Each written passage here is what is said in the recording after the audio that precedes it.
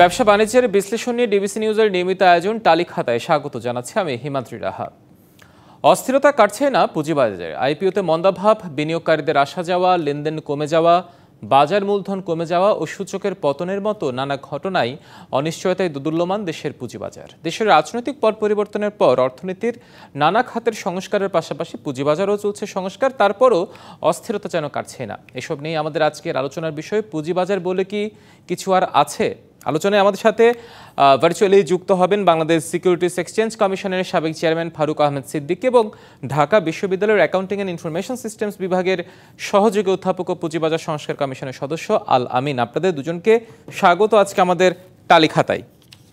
শুরুতেই ফারুক আহমেদ সিদ্দিক, আপনাকে দিয়ে শুরু করতে চাই। সিকিউরিটি এক্সচেঞ্জ কমিশনের সাবেক চেয়ারম্যান ছিলেন আপনি, দীর্ঘদিন এই জায়গায় পুঁজিবাজার সম্পর্কিত অভিজ্ঞতা আছে আপনার। সেই অভিজ্ঞতার আলোকে যদি বর্তমান পুঁজিবাজারের অবস্থানকে বিশ্লেষণ করতে পারি। অবস্থান তো আমরা সবাই জানি যে বেশ দীর্ঘদিন ধরেই পুঁজিবাজারের অবস্থান খুব একটা ভালো নয়।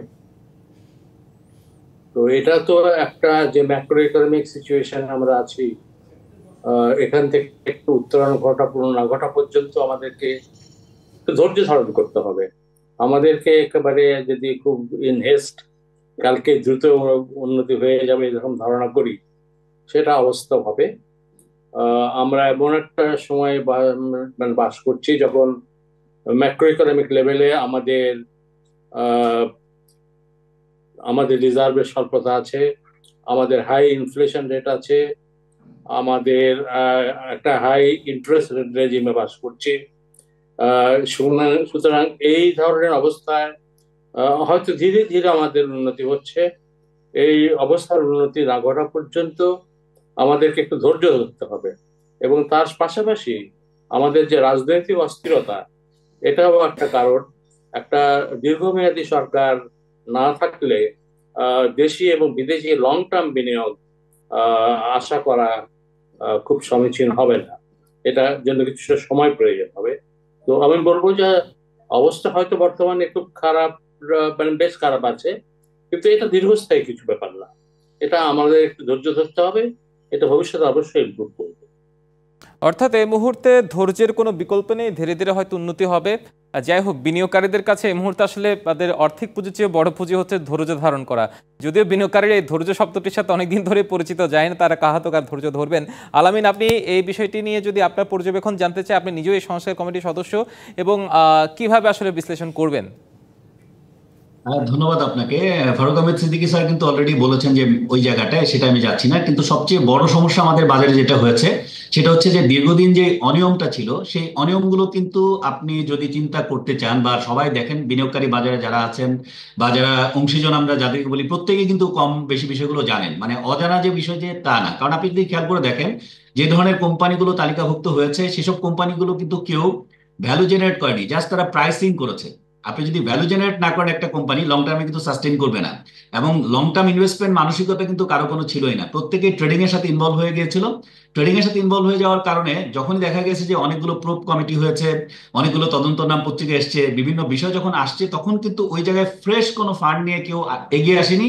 আর যেই ফান্ডগুলো বাজারে রোটেট বা যেগুলো আমরা বলি লিকুইড ফান্ড ছিল, সেই ফান্ডগুলো ভ্যালু নেমে যাওয়ার কারণে কিন্তু একটা স্টাক হয়ে গেছে। তাহলে একদিকে হচ্ছে নতুন করে ফান্ড না আসা, অন্যদিকে হচ্ছে যে শেয়ারগুলো মানুষের বিনিয়োগ ছিল বা যেটা আমরা ট্রেডিং বলি, সেই জায়গার ফান্ডটাতে তার টাকা স্টাক হয়ে যাওয়া। এখন ধর নতুন করে কেউ যদি টাকা নিয়েও আসে, তারা কিন্তু যেসব কোম্পানিতে কারসাজি হয়েছে, যেসব কোম্পানি তদন্ত কমিটির আওতায় আছে বা বিভিন্ন বিষয়ে নাম পত্রপত্রিকা এসছে, ওইখানে কিন্তু কেউ ফান্ড দিবে না। তো ফান্ড যদি দিতে যায়, তখন কিন্তু তাকে যে ধরনের স্ক্রিপ্ট দেখা যাবে, সেই রকম হাতে গোনা স্ক্রিপ্ট 10টা থেকে 12টার বেশি সারা বাজারে খুঁজলে হয়তো আপনি পাবেন না। তাহলে একদিকে, অন্যদিকে আবার কস্ট অফ ডুইং বেড়ে গেছে বা দেশের অর্থনীতির একটা ইম্প্যাক্ট এখানে আছে। সবকিছু মিলিয়ে যদি আপনি সার্বিকভাবে পুঁজিবাজারটা দেখেন, যারা মানুষের সেভিংস এর টাকাটা আনবে তার জন্য কিন্তু অন্যদিকে ট্রেজারি বিল বন্ডের সুদের হার অন্য সময়ের চেয়ে অনেক বেড়ে গেছে। আপনার ব্যাংকের যে এফডিআর এর রেট, সেটা বেড়ে গেছে, যেহেতু ইকোনমিতে একটা ক্রাইসিস আছে। তাহলে আপনি যদি সার্বিকভাবে চিন্তা করেন, আমি যদি ফ্রেশ ফান্ড নিয়ে আসি, আমি কিন্তু চিন্তা করবো কোথায় আমার ঝুঁকি নেই এবং কোথায় আমার নিশ্চিত মুনাফা আছে। তাহলে সেই দিক থেকে চিন্তা করলে এখনো কিন্তু আপনার আমাদের যে আদার ইনস্ট্রুমেন্ট আদার দেন ক্যাপিটাল মার্কেট সেগুলো কিন্তু অনেক বেশি লাভজনক অবস্থায় আছে। আর ক্যাপিটাল মার্কেটে মানুষের মধ্যে এতদিন যে একটা ধারণা বিল্ড আপ করেছে যে বাজারে যে কোনো শেয়ার কিনলেই অল্প সময় আমি টাকা পেয়ে যাব, সেই কারণে তাদের ভিতরে যে একটা দীর্ঘদিন মানসিক একটা মেন্টাল প্রিপারেশন যে আমি এখানে 6 মাস ওয়েট করব, 1 বছর ওয়েট করব, সেটাও কিন্তু গ্রো করেনি। তাহলে আপনি যে ধৈর্য কথা বলছেন বা অন্য যাদের ধৈর্য কথা বলছি, আমরা যদি ধরেন রং টাইমে এসে বসে থাকি, অনেক বছর বসে থাকলেও কিন্তু এটা কোনো সলিউশন হবে না। বা নতুন করে যারা বিনিয়োগে আসবে তারাও কিন্তু যে শেয়ারগুলোতে কোনো মেরিট নাই, যেগুলো কোনো ভ্যালু নাই, সেখানে ফান্ড ইনজেক্ট করবে না। তাহলে এই সবকিছু মিলিয়ে কিন্তু আপনি যদি বলেন এখানে রেগুলেটরের দায় দেখাতে পারেন, সেখানে অংশীজনদেরও কিন্তু সুন্দর বাজার ক্রিয়েট করতে না পারা তারও কিন্তু একটা দায় থেকে যায়। বিনিয়োগকারীর পয়েন্ট অফ ভিউ থেকেও তারা কিন্তু আসলে যেহেতু একটু কিছুটা গ্রিডের মানে দিকে ধাবিত হয়ে তারা ফান্ডামেন্টালের দিকে না যেয়ে তারা যেসব কোম্পানির পেইড আপ শর্ট বা যেসব কোম্পানির হয়তো আপনি উৎপাদনে যাবে এ ধরনের নিউজ থাকতে পারে বা যেগুলোকে আমরা স্পেকুলেশন বলি, তাহলে একদিকে আমরা বিনিয়োগকারীরা সচেতনতার দিক থেকে তারা চিন্তা করছে কুইক প্রফিট যেখানে আসে, অন্যদিকে মেকাররা অল্টারনেট কোনো মার্কেট ক্রিয়েট করতে পারে নাই, এবং নিয়ন্ত্রক সংস্থারও ব্যর্থতা যেগুলো আমরা পত্রপত্রিকায় সবকিছুতে দেখছি। তো সব মিলিয়ে সার্বিক যে পরিস্থিতি তার ভিত্তিতে আমরা কিন্তু বলতে পারি যে সহসায় যে কথাটা ফারুক আহমেদ সিদ্দিকী স্যার বললেন, আমি ওনার সাথে কিন্তু একমত যে সহসায় বাজারে আমরা যদি বলি প্রতিনিয়ত প্রতিদিনই আমি পর্যালোচনা করতে পারি, আলোচনা করতে পারি, বাট সত্যিকার অর্থে বিনিয়োগ সিদ্ধান্তটা নিবে বায়ার এন্ড সেলার। তাদের ডিমান্ড সাপ্লাইয়ের ক্ষেত্রে তারা যদি নতুন করে এই জায়গাকে লুক্রেটিভ মনে না করে, আপনি আমি যত কথাই বলি এগুলোতে কিন্তু কোনো প্রভাব পড়বে না। সো এই বাজারকে লুক্রেটিভ করতে গেলে সবার আগে সুশাসন নিশ্চিত করতে হবে। আমরা কিন্তু এতদিন এই যে বাজারের সিরিজ অফ ফাইন আমরা চার্জ করার খবর দেখছি, এগুলো নিয়ে অনেকের অনেক ধরনের কথা আছে, কিন্তু এই ফাইনগুলো তো হওয়ার পর একটা গ্রুপের পক্ষ থেকে তো একটা মানে চাপ থাকেই, যেটা যাতে করে এই প্রসেসটা বন্ধ হয়ে যায়, কারণ বাজারের কম বেশি ডিরেক্টলি ইনডাইরেক্টলি সবাই এখানে এটার সাথে ইনভলভ হয়ে যাবে। তাহলে আপনি যদি মনে করেন যে একটা প্রেশার ক্রিয়েট করে আমরা এই জায়গাটায় স্ট্যাগনেট অবস্থায় রাখবো, আমি সাইডলাইনে থাকবো, আমি পার্টিসিপেট করবো না, কারণ প্রাতিষ্ঠানিক বিনিয়োগকারীকেই কিন্তু বাজারকে রিস্টোর করতে এগিয়ে আসতে হবে, কারণ তাদের কিন্তু একটা সার্টেন টাইম শেষে তার যে ফিক্সড কস্ট গুলো আছে, তার ব্রোকারেজ কমিশন যদি এই ট্রেড ভলিউম হয়, তার কিন্তু ব্রোকারেজ হাউজে চলবে না। তাহলে তারা যদি এগিয়ে না এসে চিন্তা করে যে আমরা প্রেশার ক্রিয়েট করে এমন একটা অবস্থা তৈরি করবো, বাজারকে অনেক স্থবির দিকে নিয়ে যাব, মানুষ বাধ্য হবে বর্তমান যারা আছে তাদেরকে সরিয়ে দিতে। যদি তাদেরকে সরিয়ে দেওয়া হয়, নতুন কেউ আসলে যখন চিন্তা করবে যে বাজার যদি না বাড়ানো হয় তাহলে সরে যেতে হবে, তাহলে কিন্তু এই জায়গাটা এস্টাবলিশড হয়ে যাবে। তো আমরা মনে করি যে বাজার কোনো প্রেশারের জায়গা না, এখানে নর্মালি আপনি বায়ার সেলারের জায়গা থেকে সে তার জায়গা থেকে যদি মনে লাভজনক মনে করে উনি আসবে, তার জন্য দরকার একটা সুশাসনের বাজার নিশ্চিত করা। সেই বাজার নিশ্চিত করতে কিন্তু আমরা টাস্কফোর্স যে কাজটা করছি, আমাদের কাজ কিন্তু ভবিষ্যতে বাজারে যে অবস্থাটা থাকতে পারে যেখানে সুশাসন নিশ্চিত হবে সেই আলোকে কাজ করা। অতীতে কি কাজ হয়েছে সেটা কিন্তু আমাদের এখতিয়ারভুক্ত না, অতীতে কি হয়েছে তার ইম্প্যাক্ট কিন্তু এখন এটা সবাই বহন করছে, সেটাতে কিন্তু আমাদের কোনো দায়বদ্ধতাও নাই, সেই ব্যাপারেও কিন্তু আমাদের কোনো কিছু করণীয় নাই। আমরা যেটা করতে পারি যা আগে ঘটেছে সেটা যাতে না ঘটে তার জন্য একটা সুন্দর সলিউশন বা সে ধরনের একটা সুন্দর রিকমেন্ডেশন দেওয়া, যার ভিত্তিতে ভবিষ্যতে যারা বাজারে আসবে তারা একটা সুশাসনের বাজার দেখবে। তো সেই জন্যই কিন্তু আমরা সেই লক্ষ্যে কাজ করছি। তাই অর্থাৎ আমরা অতীতের কিন্তু যে কোনো বিষয়গুলো ঘটেছে সেগুলো যেন আর না ঘটে, ভবিষ্যতে বাজারটা যেভাবে কিভাবে একটা সাস্টেনেবল জায়গা যায় সেই জায়গায় আপনারা কাজ করছেন। আপনি থাকুন আমাদের সাথে। ফারুক আহমেদ সিদ্দিকী আলামিন অনেক বিষয় তুলে নিয়ে এসেছেন, সেখানে বিষয় যেটা বললো যে ঝুঁকিহীন নিশ্চিত মুনাফা কথা তিনি বললেন, সুশাসনের কথা বলেন। আসলে সুশাসন নিশ্চিত করা কিন্তু সেই জায়গায় চেয়ারম্যান হিসেবে আপনি নিজেও দায়িত্ব পালন করে এসেছেন, সেই জায়গায় আসলে ঘাটতিটা কেন হয়েছে বা ছিল বলে মনে করছেন আপনি? আপনার অভিজ্ঞতা কি বলে আসলে? আমার এমনিতে এই ব্যাপারে একমত যে গত দীর্ঘ 15 বছর ধরে বাজারে একটা তীব্র রেগুলেটরি গুড গভর্নেন্সের অভাব ছিল, এবং ক্ষেত্র বিশেষে বিভিন্ন যেটা বললেন যে বিভিন্ন ডাউটফুল কোম্পানিকে নিয়ে আসা হয়েছে আইপিওতে, এবং বিভিন্ন ম্যানিপুলেটরকে হয়তো বা জেনে শুনেই এনকারেজ করা হয়েছে, এরকম অভিযোগও পাওয়া যায়। এমনকি রেগুলেটরদের দুর্নীতির অভিযোগও পাওয়া যায়।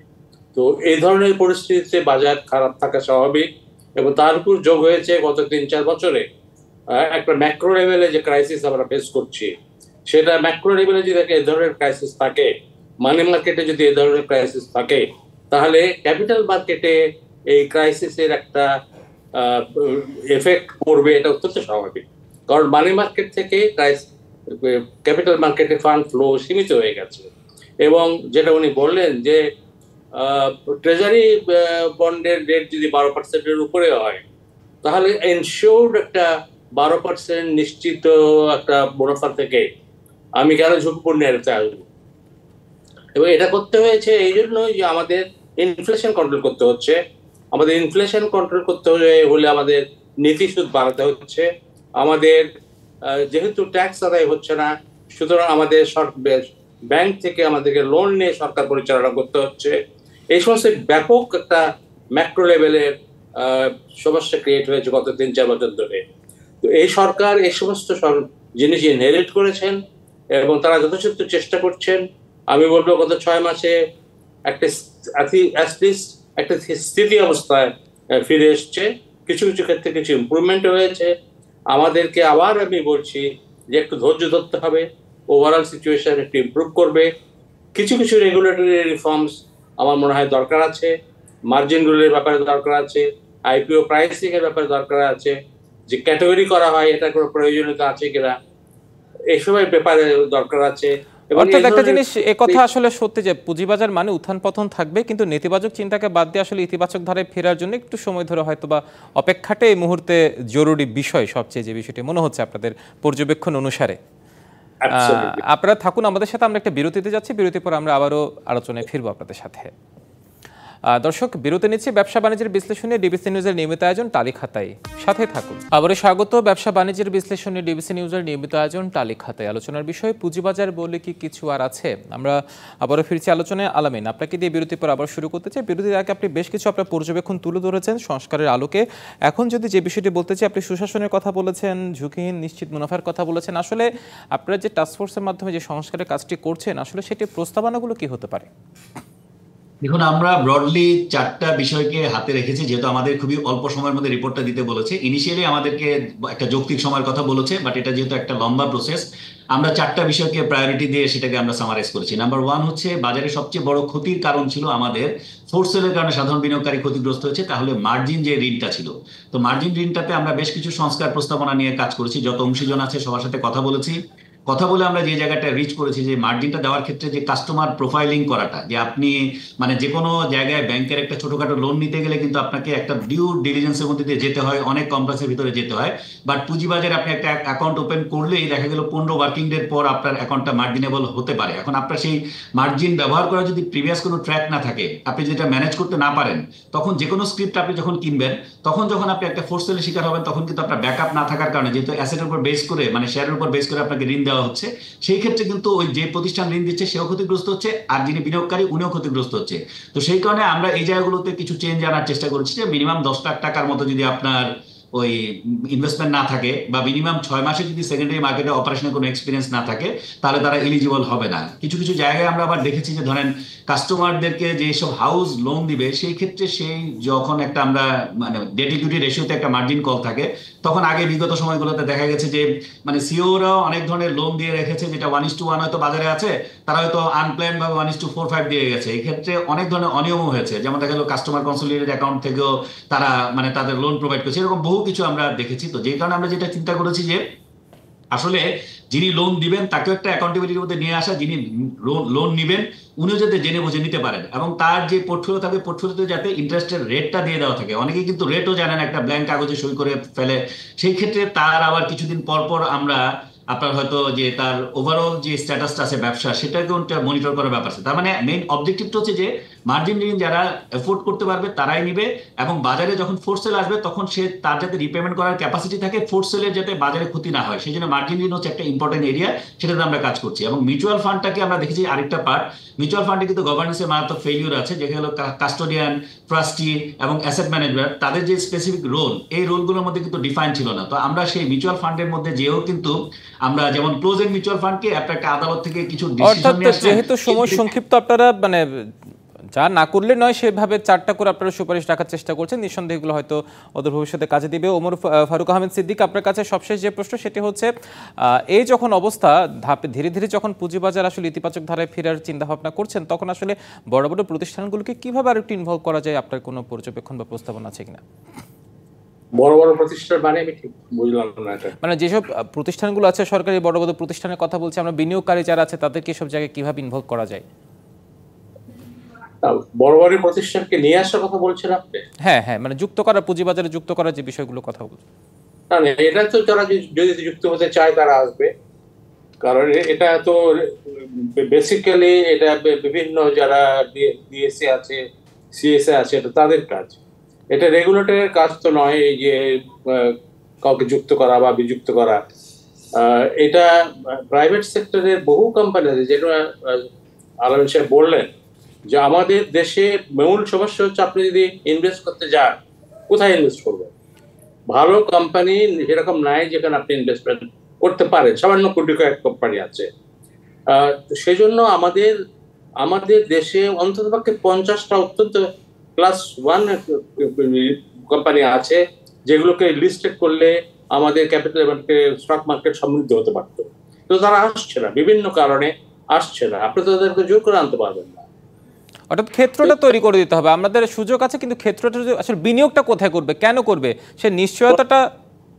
ক্ষেত্র তৈরি করবার মানে কি? বেসিক প্রবলেম হচ্ছে ব্যাংকগুলো যতদিন পর্যন্ত আপনি লং টার্মে প্রজেক্ট লোন দিতে থাকেন, মানে ততদিন পর্যন্ত তারা স্টক মার্কেটে সহজে আসতে চাইবে না। কারণ ব্যাংকে যে যদি অ্যাবাউট একটা 3 মাসে 2 মাসে ইভেন 1 মাসে তার ওয়ার্কিং ওই জায়গাটাই আগে একটা স্বস্তির জায়গা আছে। আপনাদের অসংখ্য ধন্যবাদ আজকে আপনাদের মূল্যবান সময় আমাদের টালিক হাতে এসে দেওয়ার জন্য এবং আপনাদের মূল্যবান পর্যবেক্ষণ তুলে ধরার জন্য। দর্শক, ব্যবসা বাণিজ্যের বিশ্লেষণী ডিবিসি নিউজের নিয়মিত আয়োজন টালিক হাতা আজ এ পর্যন্ত। সঙ্গে থাকুন।